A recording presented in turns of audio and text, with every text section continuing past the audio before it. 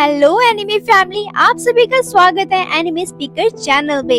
जैसे कि अपने पिछले एपिसोड में देखा था, यहाँ पे चिहिरो और हिनोमारू की आपस में फाइट हो रही होती है। फाइनली यहाँ पे अपना हिनोमारू जीत जाता है और वो सुमो क्लब को ज्वाइन कर लेता है। उसके बाद हम देखते हैं नेक्स्ट सीन में एक स्टूडेंट आता है, वो भी यहाँ पे सुमो क्लब को ज्वाइन करना चाहता था। उसका नाम होता है मित्सुहाशी। उसके बाद नेक्स्ट डे हम देखते हैं हिनोमारू और उसका फ्रेंड, वो दोनों ही सुमो क्लब जाने के लिए रेडी हो जाते हैं ट्रेनिंग करने के लिए। भाई जैसे ही ये दोनों वहाँ पे पहुँचते हैं ना, वो दोनों तो भाई यहाँ पे युमा को देख के तो हैरान ही हो जाते हैं, क्योंकि यहाँ पे युमा तो जो कि लड़ाई करने में नंबर 1 है, फाइटिंग करने में नंबर 1 है, और देखने में तो बिल्कुल भी नहीं ऐसा लगता कि वो सच में ऐसा कोई अच्छा काम कर भी सकता है। उसके बाद यहाँ पे तो भाई वो हिनोमारू को रिक्वेस्ट करता है सुमो क्लब को ज्वाइन करने के लिए। भाई ये देख के तो हिनोमारू और उसका दोस्त मोटा भाई हैरान रह जाते हैं कि सच में ये इतना अकड़ू पर्सन इतने प्यार से कैसे बात कर सकता है। एक्चुअली यहाँ पे हिनोमारू को भी भाई बिलीव नहीं हो रहा होता कि सच में ऐसा कुछ हो रहा है मेरे साथ, तभी वो एक्सेप्ट कर लेता है उसकी रिक्वेस्ट को। ये दोनों आपस में बात कर ही रहे होते हैं, लेकिन तभी पीछे से एक और पर्सन आता है सुमो क्लब को ज्वाइन करने के लिए, जिसका नाम होता है क्रीटो। भाई वो तो कहता है कि मैं तो सुमो क्लब का रिप्रेजेंटेटिव बनूंगा।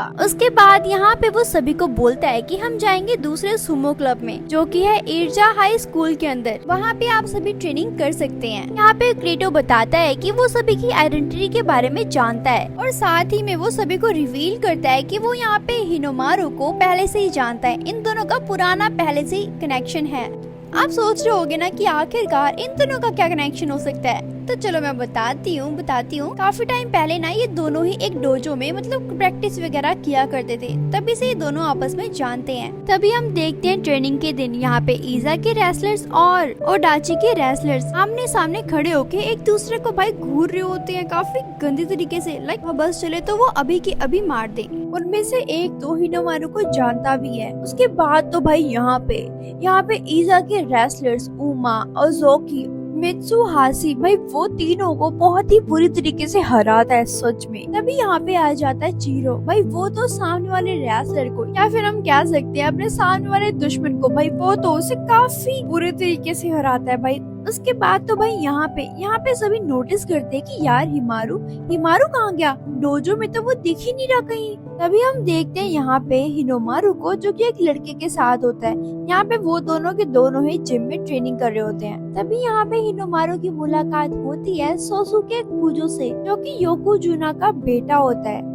उसके बाद हम देखते हैं यहाँ पे फ्लैशबैक में यहाँ पे डोजो और हिनोमारू दोनों ही एक साथ डोजो में ट्रेनिंग किया करते थे। ये दोनों आपस में पहले से ही जानते थे। तभी गेम के दौरान यहाँ पे सोसुको हिनोमारू को काफी इंजर्ड कर देता है भाई। उसके बाद तो यहाँ पे सोसुको के फादर ने डिसाइड कर लिया होता है कि अब से सोसुको किसी भी डोजो में फाइट या लड़ाई नहीं करेगा। आप सोच रहे हो कि भाई उसके फादर ने मना क्यों किया, बिकॉज यार उसके सामने कोई भी नहीं टिक पाता था, और जो भी उसके सामने आता था ना वो बहुत ही बुरी तरीके से इंजर्ड हो जाता था।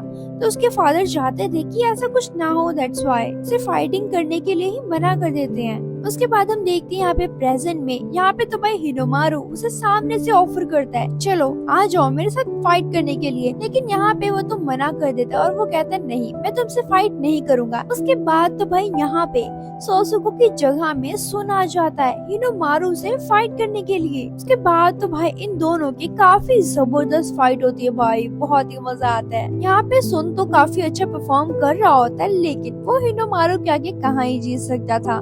तो भाई यहाँ पे हिनोमारू तो इतनी जोर से उसे पंच मार के नीचे गिरा देता है ना, सुन तो भाई उसी टाइम ही सुन्नो के नीचे गिर जाता है। इसके बाद फाइनली यहाँ पे हिनोमारू तो भाई सोसुको को ऑफर करता है, उसको चैलेंज करता है, तब तक तो अपने फादर के कहने पे फाइट नहीं करेगा, तब तक तो चूसा बना रहेगा भाई, चल आजा फाइट करते हैं, देखते हैं फिर किसमें कितना है दम। उसके बाद फाइनली यहाँ पे सोसुके तो भाई उसके ऑफर को एक्सेप्ट कर ही लेता है और फाइट करने के लिए मैदान में आ जाता है। उसके बाद तो इन दोनों की फाइट स्टार्ट हो जाती है, लेकिन यहाँ पे सबसे बड़ा डिफरेंस ये होता है भाई सोसुके तो हिनोमारू से काफी बड़ा होता है साइज में और काफी पावरफुल भी होता है। लेकिन यहाँ पे अपना हिनोमारू भी कम नहीं है भाई। इन दोनों की फाइट तो भाई क्या ही बोलूं मैं, इन दोनों की फाइट तो इतनी ज्यादा इंटेंस हो जाती है ना, यहाँ पे तो भाई स्कूल के अथॉरिटीज भी आ जाते हैं उनको रोकने के लिए। फाइनली वो दोनों तो रुक जाते हैं। उसके बाद यहाँ पे ओडाची और बाकी सभी वापस आ जाते हैं। तभी हम देखते हैं नेक्स्ट डे यहाँ पे क्रीटो तो भाई नोटिस करता है यहाँ पे काफी लोग तो सुमो रेसलिंग को लेके अभी भी अनश्योर हैं। अभी यहाँ पे क्रीटो तो एक और ट्रेनिंग मैच अरेंज करता है भाई, लेकिन यहाँ पे तो युमा और मित्सुहाशी के बीच में फाइट होने वाली थी भाई। यहाँ पे तो भाई मित्सुहाशी युमा को तो काफी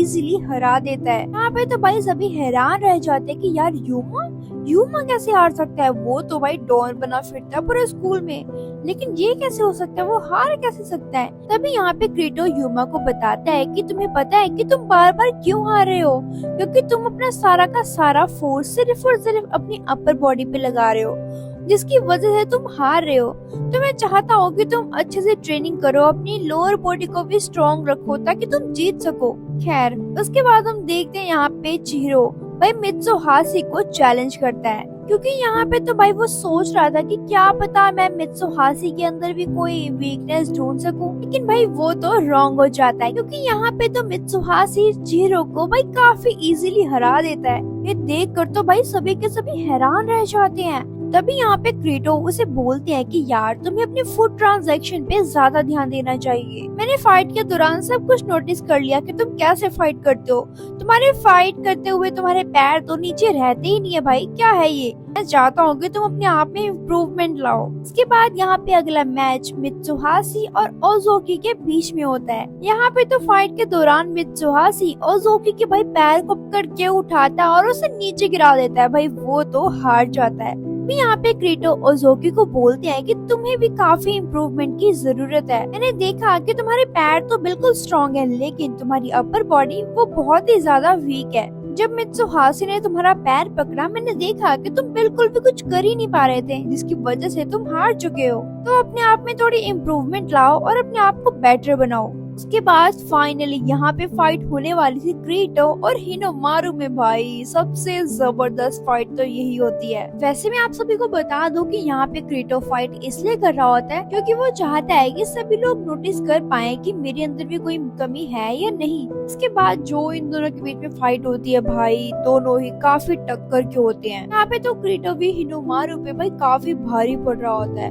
वैसे तो हिनोमारू भी काफी अच्छी टक्कर दे रहा होता है, लेकिन तभी यहाँ पे क्रीटो हिनोमारू को उठा के इतनी जोर से जमीन पे पटकता है ना भाई, यहाँ पे क्रीटो तो जीत जाता है और हिनोमारू जाता है हार। और ये देख के तो सभी के सभी हैरान रह जाते हैं। उसके बाद हम देखते हैं यहाँ पे क्रीटो को तो भाई सांस की प्रॉब्लम होती है, जिसकी वजह से यहाँ पे वो और आगे फाइट को कंटिन्यू नहीं कर पाएगा। तभी यहाँ पे क्रीटो तो सभी को बताता है कि हिनोमारू जरूर अभी हार चुका है, लेकिन उसके पावर्स तो भाई सच में बहुत ही कमाल की है। तुम सभी में से सबसे ज्यादा पावरफुल तो यही है। हाँ मान सकते हैं कि इसकी हाइट की प्रॉब्लम है, लेकिन फिर क्या हुआ, हिनोमारू पे तो मुझे इतना बिलीव हो चुका है कि वो मुझे पता है कि वो इजीली हारने वालों में से तो नहीं है। उसके बाद तो भाई यहाँ पे सभी के सभी नेशनल टूर्नामेंट में जाने के लिए रेडी हो जाते हैं। उसके बाद से तो भाई ये सभी के सभी अपनी अपनी ट्रेनिंग में लग जाते हैं। तभी यहाँ पे सुमो आती है। वो यहाँ पे देखती है सभी को, क्या हो गया ये सभी को भाई, यहाँ पे सभी कितनी अजीब तरीके से मतलब ट्रेनिंग कर रहे हैं। तभी यहाँ पे क्रीटो जो कि सभी को बता रहा होता है कि हमारा नेक्स्ट टूर्नामेंट होने वाला है एशिगामी एकेडमी के अंदर। हिनोमारू जो कि काफी खुश हो जाता है ये बात सुनकर, लेकिन तभी यहाँ पे क्रीटो तो हिनोमारू को बोलता है कि मैंने तुम्हारे लिए तो अलग प्लान्स बनाए हुए हैं। उसके बाद ही यहाँ पे सुमो क्लब हाई स्कूल के अंदर सभी के सभी आ जाते हैं, लेकिन तभी क्रीटो यहाँ पे सभी को बताता है कि चिहिरो जो कि एक एग्जाम में फेल हो चुका है, ये नालायक कभी नहीं सुधरेगा, इसीलिए गाइस यहाँ पे चिहिरो तो नहीं आएगा क्योंकि वो तो फेल हो चुका है। यहाँ पे हमें उसके बिना ही सब कुछ मैनेज करना होगा। तभी हम देखते हैं यहाँ पे इशिगामी स्कूल के फ्रेशर्स तो भाई काफी ट्रेनिंग कर रहे होते हैं। उनकी बॉडी तो देखने वाली होती है। ये सब कुछ देख के तो भाई क्रीटो और बाकी के सभी काफी हैरान रह जाते हैं। वो कहते हैं यार हम तो इनके सामने कुछ भी नहीं है। तभी यहाँ पे इशिगामी सुमो क्लब का प्रेसिडेंट आ जाता है। भाई वो जैसे ही वो ओडाची ग्रुप के मेंबर्स को देखता है ना, वो तो काफी ज्यादा डिसअपॉइंट हो जाता है, क्योंकि उसके मेंबर्स के अकॉर्डिंग तो भाई ओडाची ग्रुप के मेंबर्स तो काफी वीक होते हैं। ये दोनों ग्रुप के मेन पर्सन्स तो आपस में बात कर ही रहे होते हैं, लेकिन तभी पीछे से एक मोटा सा टायर भाई ओडाची ग्रुप के मेंबर्स की तरफ आ रहा होता है। लेकिन तभी यहाँ पे ओज़ोकी जो कि वहाँ पे खड़ा होता है और उस टायर को काफी इजीली अपने एक हाथ से ही रोक लेता है। ये देखकर तो भाई इस गामी स्कूल के प्रेसिडेंट तो काफी खुश होते हैं और वो टूर्नामेंट के लिए रेडी हो जाते हैं। दूसरी तरफ हम देखते हैं भाई चिहिरो को, भाई वो तो काफी अफसोस सा कर रहा होता है, उसे अच्छा नहीं लग रहा होता, क्योंकि वो अपनी टीम के साथ भाई टूर्नामेंट में जा ही नहीं पाता बिकॉज उसके नंबर जो कमाए थे। जैसे वो अपने डोजो में पहुंचता है ना, वो देखता है वहाँ पे तो एक लड़का भाई सो रहा होता है। तभी उसे पता चलता है कि भाई ये तो इशिगामी हाई स्कूल का स्टूडेंट है, बट ये यहाँ पे क्या कर रहा है। भाई जैसे वो पर्सन नींद से उठता है तो वो बताता है कि मेरा नाम जिनोसुके अकारी है।